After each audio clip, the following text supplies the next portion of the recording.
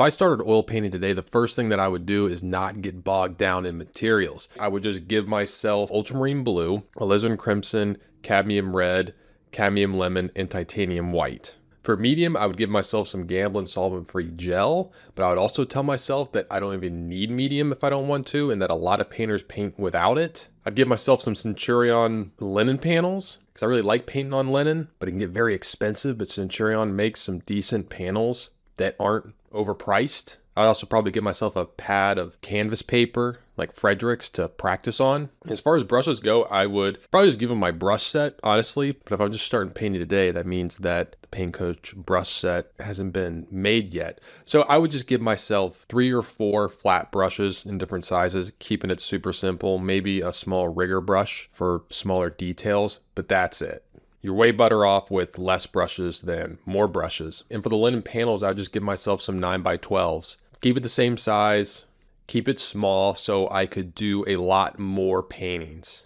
When you first start out, it's all about volume and going through the painting process from beginning to end as much as possible. All right, if you're new to the channel, welcome to Paint Coach. I'm Chris Fornatero. I help over thousands of students every single month with my online courses and tutorials that are straightforward, simple, and help get results. All right, let's move on to the second thing I would do if I started oil painting today, which is I would try to understand, or I'd tell myself that oil painting is a translation process, not a copying process. This might be hard to understand because when you first start to learn how to draw or paint, you are taught to copy, which is good. That's how it should be. Like, the instructor will set up a still life, a model, or have you look at a landscape and you start drawing it or you paint it and they walk around, they point out like, hey, that angle needs to be drawn right. That's not the correct angle. That's not the correct color. Change this, change that. And you get so focused on just trying to copy what you see. And that is what you need to do at first, is you need to get good observational skills and be able to take what you see and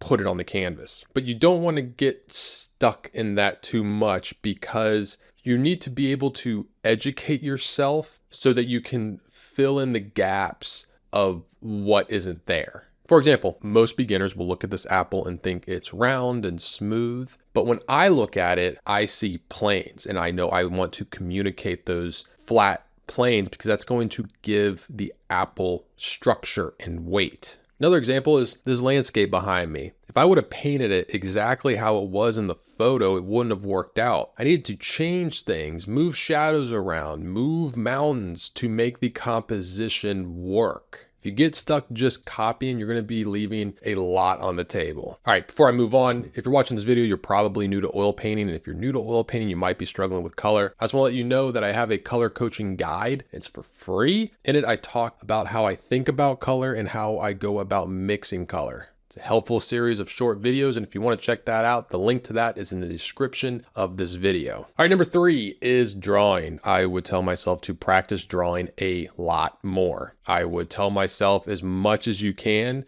stop tracing, stop using a grid. Instead, for portraits, try and use the Loomis head method. Get Andrew Loomis's book, practice that Loomis head method. It's going to help out a lot. If you don't do that, get a proportional divider and learn to get key measurements off the portrait to get a drawing going. Now, I get a lot of people asking me, do I need to not paint and just focus on drawing with pencil and paper before I start painting? The answer to that is no. You will learn how to draw while painting. I mean, I definitely did that. In fact, I actually feel more comfortable drawing with a paintbrush than I do a pencil, because with a paintbrush, I can easily block in shapes. Because for me, that's a lot of what drawing is. It's breaking things down into simple shapes and then accurately placing those shapes on your canvas. I would also do simple still life paintings from life. You'd be amazed at how much drawing is needed just to draw an apple. And I would try and do it with straight lines because it's going to help you draw with more structure and form. And the better you get at that, the better your paintings are going to be. All right, number 4, I would tell myself to do master copies. I didn't do master copies for a very long time because when I was learning how to paint, I kind of fell into the ego trap of thinking that everything I painted needed to be mine. Every time I sat down and painted, I wanted to paint something that I would then show or sell. And looking back, that definitely slowed my progress of learning. Coming back to that idea of translating instead of copying, that's what you're going to learn from doing master copies. You're going to see how they translated subjects. You know, when Sargent did this portrait of Teddy Roosevelt, I'm sure he could see every single hair in his mustache, but he didn't paint it that way. So when I did this copy, it showed me and taught me that when I look at hair or mustache, not to think about individual hairs, but to think about the shape and the form and communicating that, and then using soft edges to make it read as hair. Another example is this desert painting by Edgar Payne. I'm sure he had to reconfigure and move the shadow shapes in this scene to create a good composition. I'm sure the scene wasn't just perfectly lit like this with these shadows in these exact right places for a perfect composition. He probably also took out a lot of rocks and bushes that were probably everywhere on the ground. So when I did this copy, it taught me how to look at a landscape. So then when I went out and saw landscapes, I knew what it was like to simplify it. Like I could kind of imagine what it would be like to take certain things out. I wasn't afraid to move things because I practiced doing a painting that had done that. All right, number 5 is form. I would tell myself to study form more. Now, when you start out a painting, it's good to think of it in terms of big, flat, two-dimensional shapes. But at a certain point, you're going to want to start thinking in 3D, not 2D. An example of this is the head. And I feel like a lot of beginners overlook this and make painting portraits a lot harder, which is understanding that the head is a sphere. And a lot of times, thinking about that first, or even communicating it sometimes when you paint a portrait first, makes it a lot easier to find the more specific shapes and the more smaller forms happening in the face. Another example is painting a field or grass and understanding that it's better and it's going to be more helpful for you to understand the form of this field as if it was like a platform and getting that down first instead of just trying to paint every single blade of grass that you see. Or if you're painting flowers, understanding the overall form of the flower and that there's a light side and a shadowed side, and nailing down that first will allow you to paint the flower very simply because you've already established the form. All right, number 6, I would focus a lot on learning edges. I feel like edges is the fundamental that students pick up on last, mainly because it's hard to understand edges, at least it was for me, like wrap my mind around it when you paint a lot from photos, because photos create harsh lines, like it's printed, it's established image, and you can see defined lines between everything. But if you paint it from life, you can only focus on one thing at a time and everything kind of gets fuzzy, or if you squint, like you lose edges. But just understanding that you can have a soft edge, you can have a hard edge, or you can have a broken edge. And you need to be able to use those as an artist to make decisions on how you want the viewer to view your painting. For example, this painting over here, I used a lot of soft edges in the water. Like you won't find many harsh, distinct edges in the shapes because it's water. And even if you're looking at the rocks under the water or the white water on top of the water, it's all moving. And so using softer edges is going to help communicate that movement. Whereas the rocks aren't moving and they are solid objects and they will have harsh, distinct lines. Unlike the trees that I have kind of in the background here, all very soft edges. Another thing to take note is a lot of times shadows will have soft edges because it's not like an actual physical object. Another little tip is a lot of times you can help emphasize a focal point by using more crisp, hard edges there than you do other parts of the painting. All right, number 7, I would try and get professional feedback on my work as much as possible. I went a long time without any professional feedback on my paintings. And looking back, this definitely slowed me down because when I got to a point where I could go to an in-person workshop or get a professional to look at my paintings, the information they gave me was so valuable and it felt like I saved years learning. I always like to explain it that learning to paint is like walking through the woods trying to find your way to the other side. And what a teacher can do is kind of point you in the right direction. They're not going to be able to walk with you down the path. Like you got to do that yourself. But what they can do is they can say, hey, don't go down that path. That's not going to take you to where you want. or if it does, it's going to take you a long time. Like, take this road. A lot of times those roads are the fundamentals. All right, number 8, if I started oil painting today, I would start framing my paintings more often.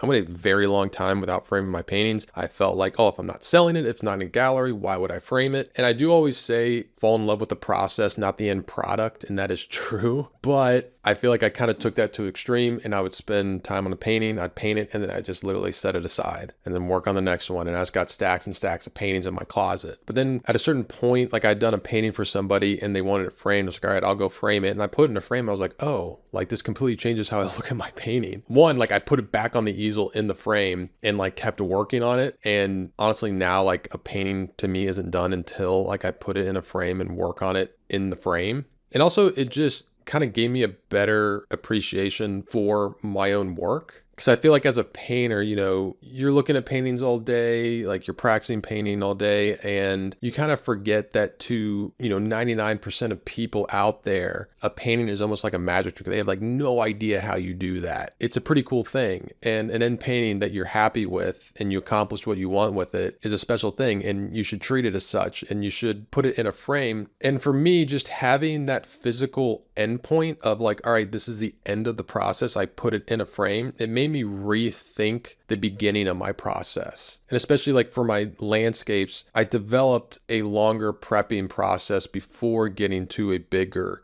canvas. You know, like I'll do a thumbnail sketch, and then I'll do a sketch in my sketchbook, and then maybe I'll do a 9x12. And then if that all that works out, then I'll go to a big like 18x24 that I know I'll put in a frame. You don't have to buy expensive frames. If you only want to buy like a couple and switch them out, you can do that. That's what I do. Like I don't have that many, and I'll switch these out. Except the Nick Cage here, it's always in a frame. All right, number 9, I would paint from life a lot more. Now remember, when I first started painting, I would hear this all the time, and to tell you the truth, I never fully understood what they were talking about. You know, they're like, oh, like paint from life. I'm like, all right, like I see the apple in life. I see the apple in the photo. It looks the same in life as it does from the photo. Like, what am I going to do here? You just have to trust this information. It's going to get you to see things a lot more. And it's not even about like seeing more, even though you will pick up on more colors and stuff like that. But that's not even what it's all about. It's not about like seeing more detail. It's about helping your painting process. Like it wasn't until I started painting portraits from life that I realized like, oh, like I got to practice my drawing a lot more. And like I need to understand form more. Like I need to understand the form of the face in drawing so much that if I'm painting the model and they move their head slightly, my painting's not ruined. Like I can still keep going because I understand the form of the head, and I know where I locked down the tilt or the position of the head on my canvas. And so I'm not 100% reliant on that. Painting from life helped me so much with understanding edges and knowing where to lose an edge. I remember I was taking a workshop with Michael Shane Neal, and like I just flat out asked him, I was like, hey, like you're always talking about edges and like losing edges. What do you mean? Like my mind isn't comprehending like what you're talking about. He's like, oh, let me show you. And like he pointed out in the model, he's like, you see how like when you squint your eyes, like you kind of lose where the edge is between his neck and the collar of his shirt. I'm like, oh yeah. He's like, yeah, that's where you could probably lose an edge and like let the paint blend together. So just like overall, painting from life helped me with the translation process, seeing something in front of me and translating it onto the canvas. And you don't have to only paint from life. Work it in as much as you can, even if it's only just, you know, setting an apple in front of you and painting it, or setting a mirror up and doing a self-portrait from life. Like it's going to help you so much, and it's going to unlock things that you didn't even know you could know. All right, number 10, I would treat painting more like a professional. You know, I've been drawing and painting ever since I was a little kid, and I feel like I started treating it like a profession way later than I should have, because I just wasn't ever really exposed to what it was like, or somebody who was a professional. You know, this is before the internet was what it was. But I'm not even talking about professional in terms of making money, but just like studying it, studying the fundamentals and doing exercises, and realizing that if I had the discipline to do the less fun exercises and study, that it would allow me to paint the way I wanted to paint, which in the end is a lot more fun and a lot more enjoyable. Like for example, when I first started to learn to plein air paint, I struggled a lot just finding stuff to paint out there. Like I would go out and walk around for literally hours and be like, I don't see anything I want to paint. There's nothing here to paint. And it wasn't until I understood composition, and again, translating the scene, that now I can go anywhere. Like I'll walk around my neighborhood and be like, oh, there's a painting, I can paint that, I can paint this. And there's just so much more possibilities because I've strengthened those foundational skills of composition, of drawing, values. And it's just really hard to get those foundational skills just by doing a lot of paintings, which is what I did for a while. I was like, I'll just paint my way to learning, which I did. But once I did focus on specific fundamentals, doing exercises, doing master copies, stuff like that, I just saw like a drastic increase in the rate at which I improved. So if you're just starting oil painting, these 10 things will be massively helpful. Hope you enjoyed this video. If you did, please hit the like button, subscribe to the channel. I'm Chris Fornatero, here telling you to go get painting.